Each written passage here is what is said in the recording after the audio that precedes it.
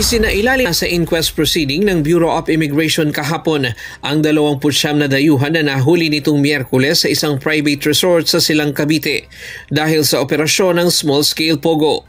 Nahaharap ang mga ito sa deportation proceeding dahil sa paglabag sa immigration law. Posibleng maisama sila sa blacklist ng immigration at pagbabawalan na muling makapasok sa bansa.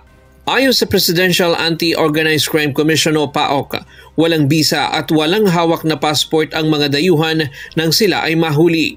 Samantala, pinamamadali na ng pamahalaan ang pagsasampa ng kaso at pagpapadeport sa mga foreign pogo workers.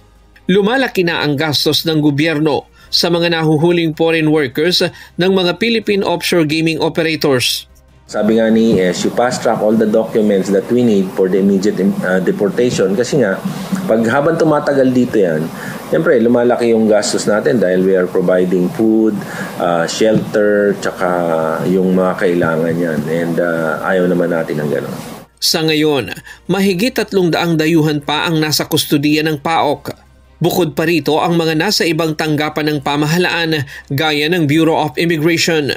Ayon sa PAOK, nagtutulong-tulong na ang mga ahensya ng gobyerno para mapadali ang pagtugis sa mga natitira pang dayuhang pogo workers sa bansa. Ang marching order ni ES is talagang tugisin. And it's not only sa PAOK but also yung Department of Interior and Local Government, yung DOJ, they were also told by the Executive Secretary to fast-track yung pagpapile ng kaso and of course yung sa deportation kasi under the DOJ it's the National Bureau of Investigation and the Bureau of Immigration.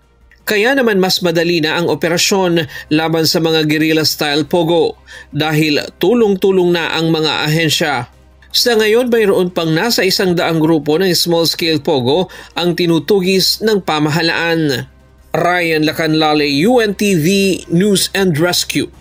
Diyos ang aming sandigan, serbisyo publiko ang aming pinahahalagahan.